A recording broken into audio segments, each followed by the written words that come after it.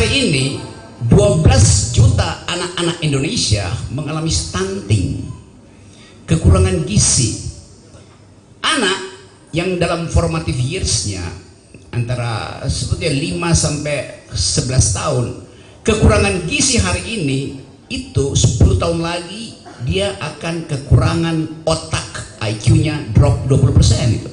Yang lahir hari ini juga akan dibebani oleh utang Presiden Jokowi sebanyak 30 juta rupiah. Sehebat apa dia? Kalau ada orang yang bertanya, setangguh oleh mertua saya, istri saya, ipar saya, cuman yang satu ini aja.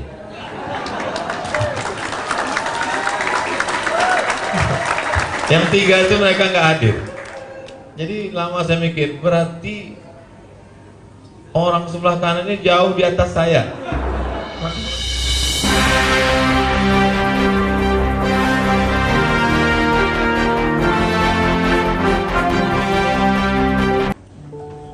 Ya, Profesor Diki, ini kayak ujian disertasi itu.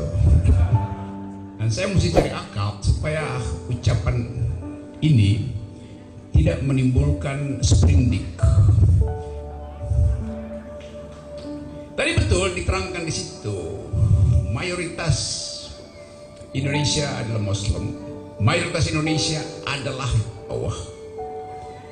3 grafik yang menunjukkan bahwa bangsa ini diasuh secara teologis, diasuh secara etnis. Itu poinnya tuh. Ada grafik lain yang belum diterangkan dan saya tunjukkan angkanya. Per hari ini 12 juta anak-anak Indonesia mengalami stunting, kekurangan gizi. Anak yang dalam formative years-nya antara sebetulnya 5 sampai 11 tahun, kekurangan gizi hari ini itu 10 tahun lagi dia akan kekurangan otak, IQ-nya drop 20% itu. Itu fakta sosiologisnya. Anak yang lahir hari ini juga akan dibebani oleh utang Presiden Jokowi sebanyak 30 juta rupiah. Jadi ibu yang hari ini melahirkan, dia melahirkan seorang generasi, seorang bayi yang langsung menyandang beban sebagai pembayar utang itu. Itu bahayanya tuh. Jadi dalam keadaan semacam itu kita dipalsukan dengan istilah-istilah jangan pakai politik identitas. Loh, Islam itu adalah identitas dari awal. Bahkan demokrasi kita diawali dengan prinsip bahwa ketuhanan yang Maha Esa dengan kewajiban menjalankan syariat Islam bagi pemeluk-pemeluknya. Itu Piagam Jakarta, hasil percakapan demokratis itu. Kan pada waktu itu dasar negara kita dipertengkarkan secara demokratis. Semua orang pemikir founding parents kita datang dengan pikiran, dengan referensi dan menemukan formulasi itu tuh. Bahwa kemudian bagian itu dihilangkan, itu juga hasil dari percakapan demokratis. Sehingga terjadi keseimbangan. Tetapi apa yang dihapus dari sila pertama Pancasila itu tidak mungkin dihapus dari memori kolektif bangsa ini. Itu fakta sejarahnya begitu. Jadi mengatakan bahwa politik identitas itu berbahaya bagi demokrasi, itu artinya mau menghapus jejak pikiran yang dibekalkan pada bangsa ini oleh pendiri kita. Saya lanjut sedikit bahwa saya ada di Forum Muhammadiyah hari ini, kampus yang pernah didirikan oleh Kiai Haji Ahmad Dahlan. Bayangkan misalnya bila Pak Kiai Haji Ahmad Dahlan pada waktu itu memilih untuk jadi caleg, sangat mungkin beliau itu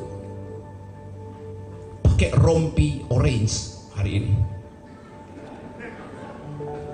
Seandainya beliau memilih jadi polisi, sangat mungkin hari ini dia ada di tahanan Brimob.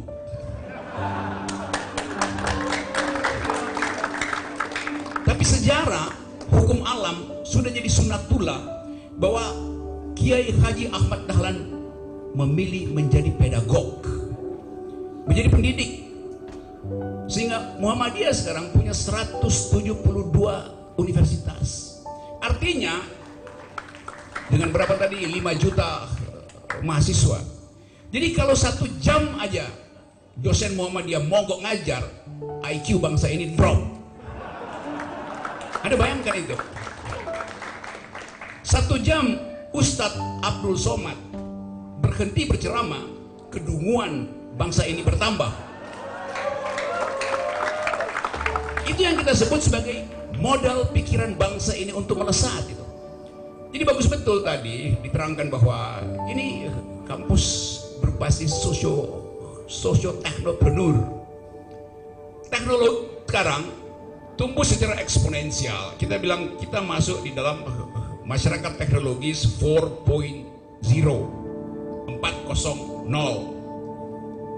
Tetapi kalau teknologi dan ekonomi tumbuh secara 4.0, masyarakat mesti tumbuh di atas itu. Masyarakat mesti jadi 5.0 supaya masyarakat bisa mengawasi perkembangan teknologi maupun perkembangan ekonomi itu. Di Jepang misalnya orang bicara oke, kami masuk dalam 4.0, iya, tapi society-nya masuk dalam 5.0. Kenapa? Karena pemimpinnya adalah 6.0. Di kita ekonomi mau ditumbuhkan 4.0, pemimpinnya 0.4. Itu problem utama kita tuh. Jadi memang kita harus memperluas percakapan politik semacam ini dari kampus. Kita ingin kampus memproduksi pikiran itu. Agak ajaib kalau beberapa kampus menolak saya dan Ustaz Abdul Somad. Namanya kampus sekarang perlu pakai paspor untuk berceramah tuh. Jadi kampus ini kayak Singapura, nolak orang untuk berbicara. Padahal bangsa ini dimulai dengan percakapan. Kita tahu bagaimana konstitusi itu dibangun dengan percakapan yang ketat, sistematis, bertengkar berbulan-bulan untuk menghasilkan Indonesia. Sekarang kita nggak ada pertengkaran, karena pertengkaran dilarang oleh KUHP. Jadi sekali lagi menjawab secara singkat bahwa negeri ini perlu diinvestasikan ulang dengan pikiran. Nah, akal sehat kami berdua tolong dicatat, karena kita nggak ada di baliho tuh. Saya tidak ada di baliho, Pak Ustadz Abdul Somad tidak ada di baliho. Kalau Anda keliling Sumatera, Jawa segala macam, Anda bertemu dengan baliho para capres. Gambarnya besar, wajahnya besar, otaknya kecil. Karena nggak ada perdebatan. Orang kalau menjadi capres mesti dia mendaftar. Pak Rektor, saya menjadi capres, uji pikiran saya di forum Ahmad Dahlan, di forum Muhammadiyah. Itu baru bermutu. Kan kita hanya lihat orang cara program di panggung dangdut. Bagaimana mungkin ada perdebatan di panggung dangdut? Jadi sekali lagi saya membayangkan bahwa anak tadi, Farel tadi yang bernyanyi di depan publik, sebetulnya kita bayangkan 10 tahun ke depan dia jadi apa di dalam sistem politik kita tuh?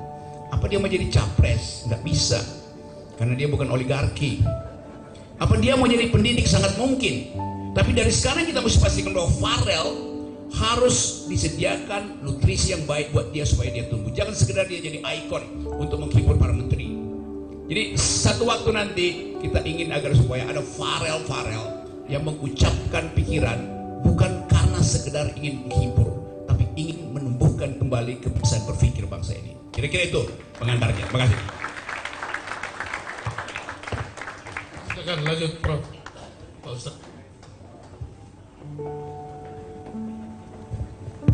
Assalamualaikum warahmatullahi wabarakatuh.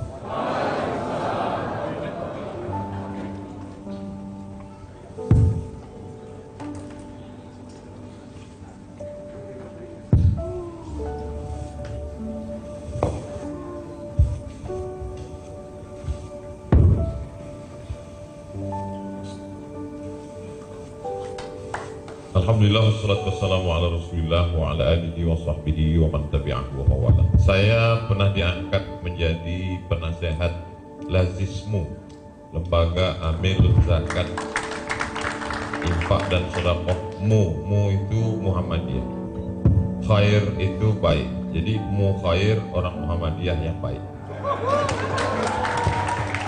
Itu maka beliau diangkat menjadi rektor.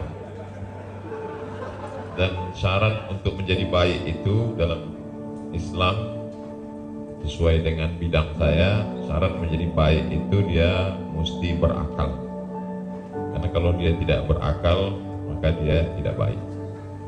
Jadi ada orang-orang yang saya selalu ingat itu ucapan Bung Rocky, bahwa ada orang-orang yang ketika Tuhan membagikan akal dia nggak hadir.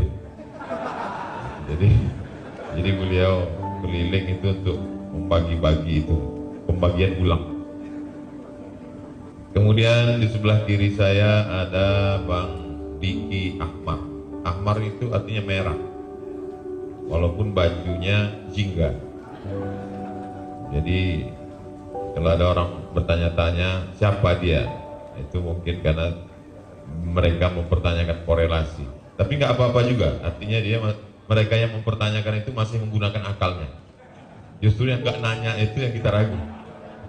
Makanya ada orang mengatakan kalau ada anak kecil nanya, ini siapa Ma? Ini siapa? Jangan marah, berarti anakmu sudah mulai berakal. Tapi kalau ada anak nyanyi terus, itu kita ragukan. Adapun orang yang di sebelah kanan saya ini, sehebat apa dia? Kalau ada orang yang bertanya, setangguh apa dia? Jadwal ceramah saya hari ini 4, dari pagi, siang ini, sore, nanti malam. Dan yang diikuti oleh mertua saya, istri saya, ipar saya, cuman yang satu ini aja.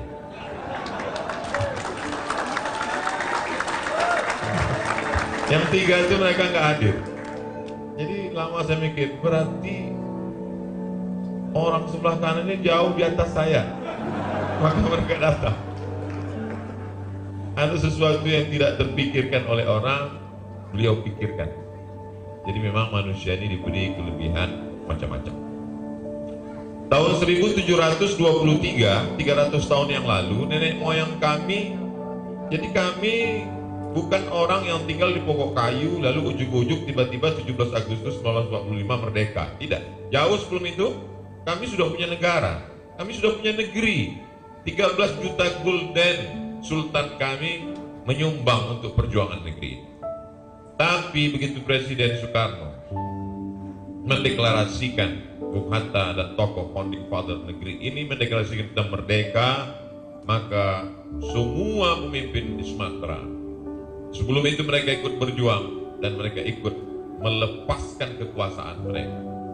Akhirnya mereka bergabung dengan Negara Kesatuan Republik Indonesia. Negeri kami disebut dengan negeri Melayu. Melayu identik dengan Islam. Kata orang Melayu, kalau dia tidak Islam maka hilang me-nya, tinggal layunya saja. Jadi kalau apakah dengan setelah kami tidak lagi ikut monarki, dulu kami pakai kerajaan, setelah kami ikut demokrasi, apakah kami melepaskan kemelayuan kami? Tidak, kami tetap sebagai orang Melayu. Apakah setelah dengan berdemokrasi lalu kami menghilangkan identitas agama kami?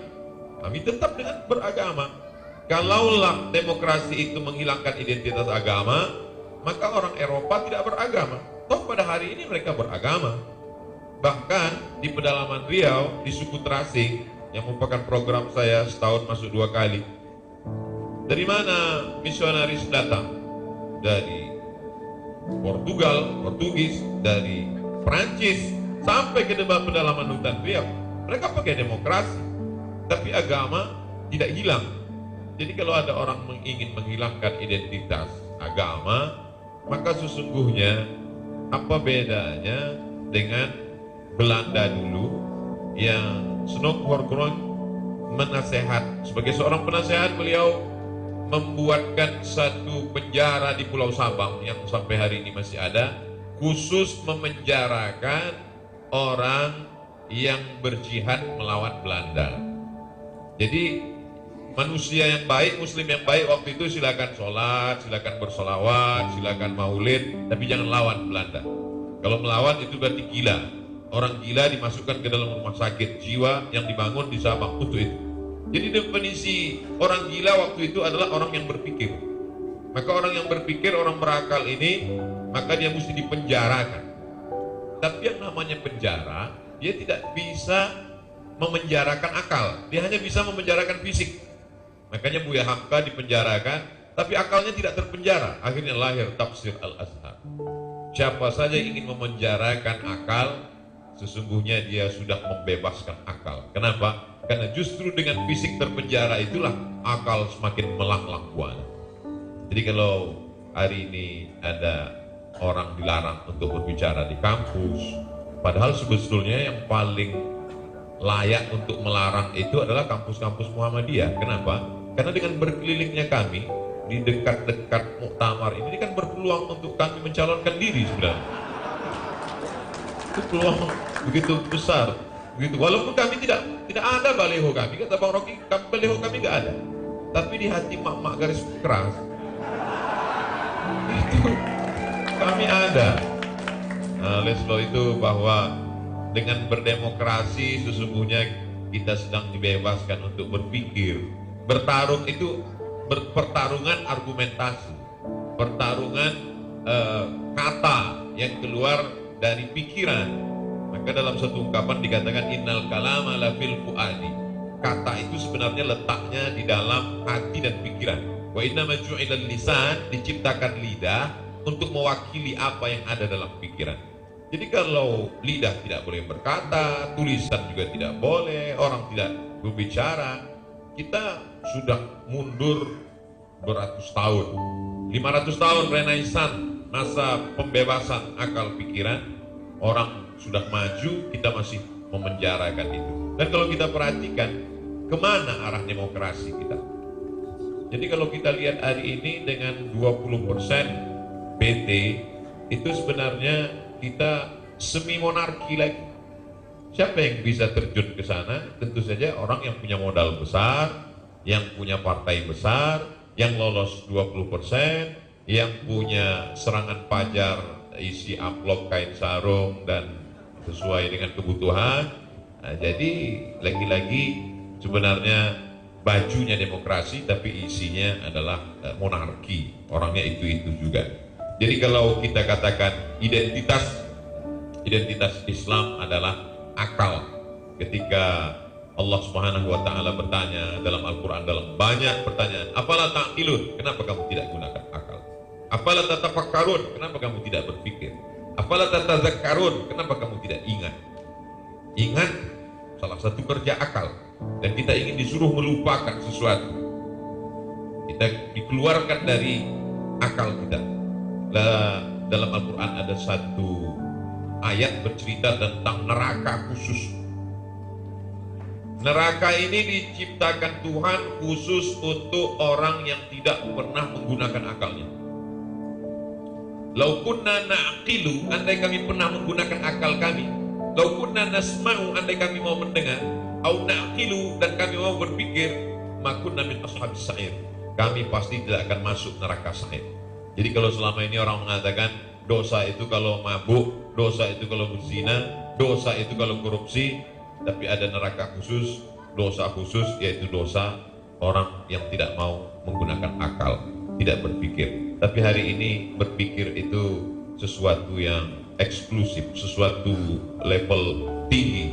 Jadi siapa yang berpikir hari ini bisa jadi dia akan ditangkap, siapa yang berpikir dia akan dicekal, siapa yang berpikir dia tidak boleh masuk kampus, siapa yang berpikir dia tidak dikasih masuk Singapura, siapa yang berpikir, dan seterusnya. Tapi alhamdulillah masih ada kampus-kampus yang membuka pintu untuk orang berakal dan mau berpikir dan mau membicarakan apa yang dia pikirkan. Mungkin. Mestinya sekarang nggak kan yang kita sebut fobia itu ciptaan intelijen, karena itu disebut fobia itu. Secara faktual nggak ada fobia, tetapi agar supaya negara bisa mengatur alam pikiran publik, maka disodorkanlah satu kecemasan psikologis yang disebut fobia itu. Nah, dalam politik memang ada ketakutan bahwa negara ini akan diasuh kembali oleh nilai-nilai Islam. Yang nggak ada soal. Kan kalau saya bilang misalnya justice versi Islam lebih dekat dengan Pancasila daripada justice versi kapitalisme. Jelas. Sila kelima kita bilang keadilan sosial bagi seluruh rakyat Indonesia. Dalilnya ada di dalam teologi Muslim. Itu nggak bisa dibantah itu. Jadi kalau ada fobi terhadap politik identitas Muslim, itu artinya pemerintah ingin mengendalikan politik, dia dalilnya itu aja tuh. Karena itu waktu saya datang ke Ngeruki 2019 itu, bahkan ditulis bersama Rocky di Ngeruki itu. Waktu saya masuk ke situ itu semua gang itu dipasang CCTV itu. Dan polisi yang dampingi saya bilang, Pak Rocky ini berbahaya loh. Saya bilang enggak, saya diundang untuk bertengkar dengan pikiran itu. Pikiran hanya disebut pikiran kalau ada yang dipertengkarkan. Kalau saya berpikir dan pikiran saya tidak dilawan, itu artinya saya lagi berdoa. Berdoa tidak boleh diganggu, berpikir harus diganggu. Karena itu teman-teman di Ngeruki undang saya untuk bertengkar tentang hubungan antara negara dan Islam. Saya datang ke situ dan isinya ada argumentasi. Pak Ustadz Abdul Somad tadi terangkan, pikiran hanya disebut pikiran kalau ada dalil yang diargumentasikan. Untuk apa? Untuk dibantah. Jadi bantah-membantah itu ada tradisi di dalam demokrasi, tradisi di dalam kita memahami ketakwaan kita, cara kita mengikuti satu ayat harus ada bantah-bantahan supaya bersih pikiran kita, tidak dihalangi oleh politik, tidak dihalangi oleh sentimen. Itu intinya. Nah, waktu saya masuk ke situ, polisi bilang ini sarang teroris. Saya bilang kalau ini sarang teroris berarti ini juga sarang intel. Sama aja, logikanya begitu. Kalau satu kampung itu ada teroris, pasti satu kampung juga ada intel di situ. Ini rumah teroris, sampingnya pasti rumah intel. Teroris, intel, terus. Jadi dengan mudah kita tahu bahwa ini wilayah yang dikondisikan untuk terus-menerus diucapkan sebagai sarang teroris. 17 Agustus sarang teroris itu berubah menjadi sarang pikiran. Karena bendera dinaikkan di situ. Ustadz Abu Bakar Basir ada di situ. Dan mengucapkan bahwa Pancasila dasarnya adalah tauhid. Benar salah? Ya benar. Lalu apalagi stigma yang akan diberikan pada Muslim kalau sarang terorisnya sendiri menaikkan bendera merah putih, sementara 2 kilo dari situ di Sriwedari bendera merah putih justru gagal dinaikkan. Kan kontrasnya begitu. Lalu kita bicara apa ini tanda-tanda alam? Sangat mungkin karena susah menerangkan maka alam kasih pertanda. Jadi yang mana yang NKRI gitu?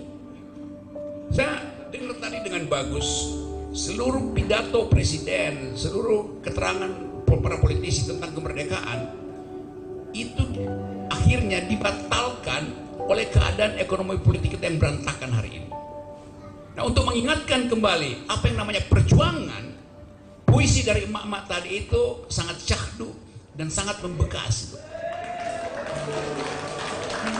Mengapa? Mungkin kalau saya yang baca itu orang anggap ya itu dibaca secara intelektual, tapi karena yang mengucapkan adalah rahim kehidupan, maka kita tahu bahwa kalimat per kalimat yang diucapkan tadi bergantian oleh 3 bidadari itu menunjukkan bahwa itu diucapkan dari dalam nurani. Kan itu intinya. Dulu mama nggak berpolitik, tapi sejak 2019 mama aktif berpolitik karena mereka tahu bahwa kesejahteraan itu hanya bisa diucapkan kalau mulai dengan kalkulasi tentang ketidakadilan di dapur mama. Jadi pertumbuhan Indonesia akan ditentukan oleh kesehatan rahim mama itu. Tapi sekarang kesulitan ekonomi menyebabkan semua emak se-Indonesia itu khawatir dengan masa depan anaknya. Itu sebabnya nanti satu waktu mama akan dilarang bicara.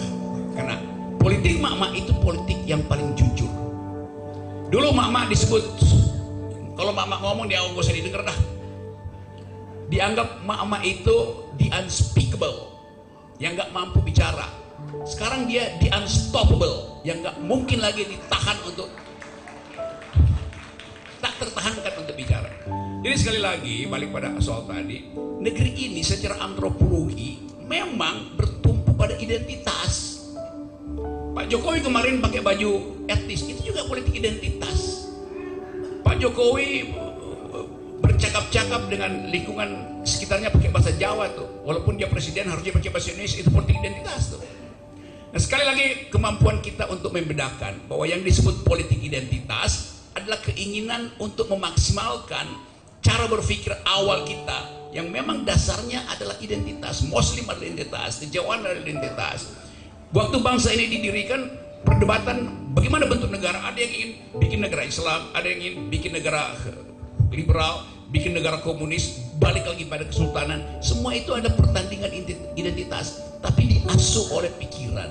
Karena itu persahabatan awal dari para pemikir bangsa ini harusnya kita teruskan sekarang. Yang sekarang nggak mungkin kita bersahabat, karena bersahabat di tingkat negara artinya bertukar pikiran. Nah, kalau saya bertukar pikiran, saya mau tanya, saya mau bertukar pikiran dengan siapa itu?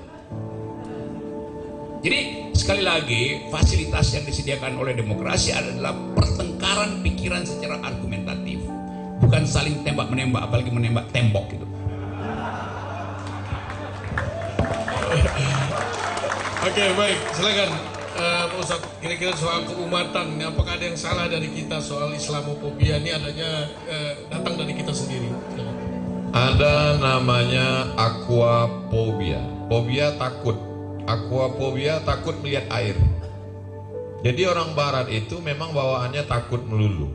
Jadi kalau dia duduk-duduk di tepi sungai, tepi laut, bawaannya takut. Kalau tiba-tiba muncul ini Godzilla dari dalam.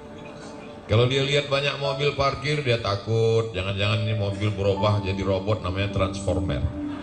Kalau dia tengah malam lagi melihat bintang-bintang yang begitu indah, dia takut. Jangan-jangan turun alien dari atas.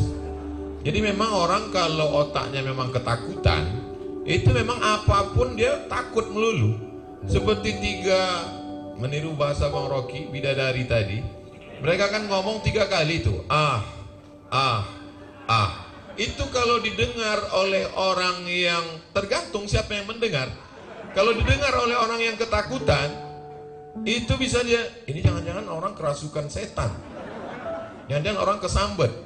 Tapi kalau didengar oleh orang yang sedang dalam masalah, yang pertama karena minyak goreng payah, yang kedua karena suaminya ngantri solar, yang ketiga beberapa hari lagi akan ada pengumuman naiknya BBM. Kan nyambung, itu menunjuk. Tapi setiap orang akan menerima objek sesuai dengan rasa ketakutan dalam dirinya. Bahwa ada oknum di dalam Islam ini, umatnya bukan ajarannya, bahwa ada oknumnya yang menebarkan ketakutan, itu terjadi dalam semua agama, dalam semua aliran. Ada ekstrem kanan, ada ekstrem kiri, ada yang moderat. Tapi sifat tingkah laku pelaku orang itu kan bukan ajarannya. Sama seperti orientalis belajar Islam, baca buku, habis itu dia masuk Islam, selesai sholat di masjid, pulang sendalnya hilang. Apa kata dia? Alhamdulillah saya selama ini melihat Islam bukan lihat dari orangnya. Jadi ketika menilai satu ajaran dari beberapa person orang, yang orang itu pun mengalami kekeliruan cara berpikir, maka orang yang mengeneralisir itu lebih keliru lagi daripada orang yang keliru itu. Sumber kekeliruan adalah dari cara berpikir yang tidak sistematis, tidak benar. Kalau kita lihat ajaran Islam sendiri, bagaimana? Kata Nabi, satajiduna rijalan fis sawami'. Nanti kamu akan pergi ke Mu'tah. Kamu akan ketemu dengan pendeta-pendeta di gereja. La ta'ridu lahum, jangan ganggu pendeta. La taqtulu sabiyan murdi'a, jangan bunuh anak kecil yang sedang menyusui. Wala syaikhan faniya, jangan bunuh orang tua renta. La tahdimu buyutan, jangan hancurkan rumah. La taqiranna nakhlan, jangan cabut pohon kurma. La taqta'unna syajaratan, jangan potong pohon kayu. Wartawan tidak boleh dibunuh, para medis tidak boleh dibunuh. Itu kan setelah adanya aturan PBB, kesepakatan Jenewa. Toh Israel juga menghabisi kapal Marmara. Berapa wartawan, berapa para medis yang terbunuh. 14 abad yang lalu Nabi sudah mengajarkan aturan-aturan itu. Karena dulu kalau orang berperang, ratakan dengan tanah, cabut sumber makanannya, robohkan rumahnya, bunuh, dijadikan perbudakan. Ajaran Islam, kita tidak bisa membela ajaran kita ketika diserang orang kalau kita tidak mengerti, memahami. Saya yakin dan percaya Muhammadiyah salah satu agendanya dari sekolah-sekolahnya sampai 172 universitas itu tidak lain adalah untuk mencerdaskan umat ini bisa memahami ajaran agamanya dengan baik, sehingga dia dituduh, diserang, dia bisa membela. Kalau tidak, kita akan membela dengan kemarahan. Ketika kita marah saat diserang, agama kamu ini pembunuh, agama kamu ini jahat, agama kamu ini teroris, kamu ini radikal, kita balas dengan kemarahan, kita hanya mengiyakan argumentasi mereka. Betul kan? Buktinya marah-marah. Kita membela dengan teks, dengan akal, dengan pikiran, dengan bahasa, dengan kesantunan, dan bahasa yang disebut akhlakul karimah. Demikian Pak Mufti.